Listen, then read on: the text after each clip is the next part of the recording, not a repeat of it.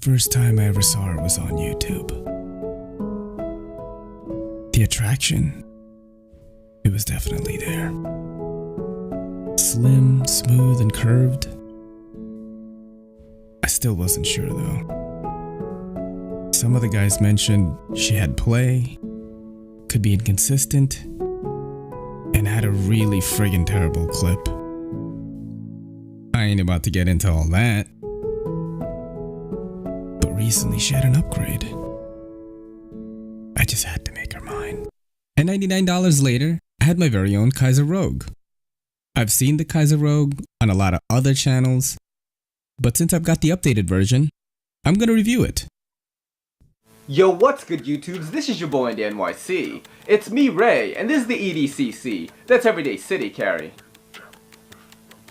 What the? Let's get rid of all that first. So I hope you thought that little sort of funny take on a Valentine's Day knife review was pretty funny. I did that because my girl was all like, your videos are becoming too formulaic. Formulaic? Formulaic? I'll show you formulaic! So I hope you guys enjoyed that, and this week I'm reviewing, of course, the Kizer Rogue. Now to me, the most important spec in a knife is the price, and the price is $99. What's dope about it, what's whack about it, or if you should forget about it. What's dope about it? The Kizer Rogue is a highly attractive knife.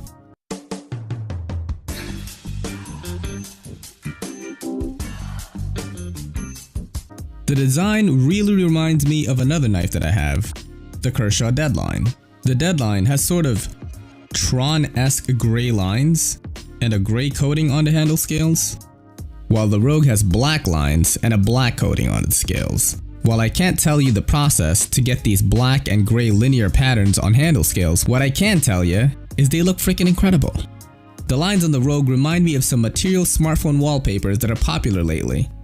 You've even got a cool stylized Kizer pivot. Some people don't like this, I think it looks pretty cool. The action on the knife is smooth. Not the smoothest, but still enjoyable to flick around, which is pretty damn good considering this is running on washers and not bearings.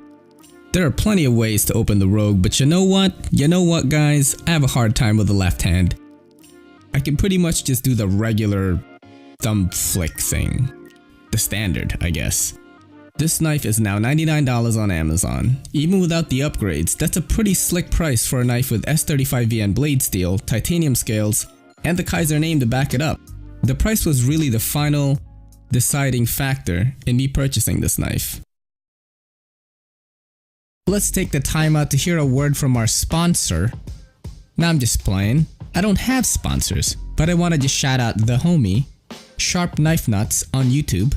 And on Instagram, you can catch him at @sharpknifenuts_Apollo's rings. He made these rings for me and they're freaking amazing, alright? My girlfriend, I got her something for her birthday. I'm not usually a good gift giver, but I worked with Sharp Knife Nuts, that's the best name ever, to make these rings. I made a ring for her. They're wood rings, and a lot of these wood rings you see are susceptible to breaking, so my homie, the Sharp Knife Nuts, infuses them with titanium into the groove before filling it with the inlay to give them added strength. Good on ya, buddy, good on ya. The homie also gave me another ring which is made from some interesting materials. Forged carbon fiber. Lamborghini, you know, they make the good cars and all that I definitely can't afford, partnered with Callaway Golf roughly 8 years ago to develop what they called the forged carbon fiber. Alright, some pretty strong stuff. If you guys want to check out Sharp Knife Nuts on YouTube, he also does titanium anodization videos. Really cool stuff there. At @sharpknifenuts_Apollo's rings on Instagram, and on Etsy, you can hit him up, etsy.com/shop/Apollo's rings.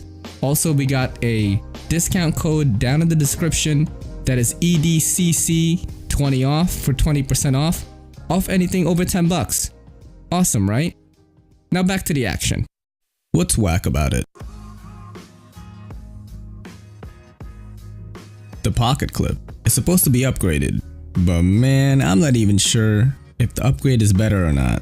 Okay, let me rephrase that. I do think that it slides in and out of the pocket, supposedly, easily than the first one. And that kind of makes sense because the first one has those screws in between the scale and the clip, and the new one doesn't. And you guys all know those two screws can snag on your jeans. Also, the placement and just the overall shape of the clip looks kinda weird, man. You know? Again, Kizer, freaking sloppy. It just looks sorta misplaced, man. It looks misplaced, guys. Now, like I mentioned in the dope section, I do like the action on my right hand. That sounds weird, didn't mean it like that. But yeah, I can only flick this thing with the standard method, I guess. I don't really know what that's called. I can't middle finger flick it because I press on the frame lock, and I don't like that because I like flicking my knives. While I do like the overall look of those milled lines with the sort of black coating on the scales, there is this one that really irks me. It kind of extends to the opening for the thumb stud, and it just looks freaking weird, man. Again, hey Kizer, stop being sloppy. You're a good knife company. Do you forget about it? Well, no, you don't forget about it. Especially at that $99 price range. Maybe at 115 bucks, and without the upgrades, I would have been like, nah son. But for 99 bones, you get S35BN blade steel, titanium handles, and a cool yet utilitarian design.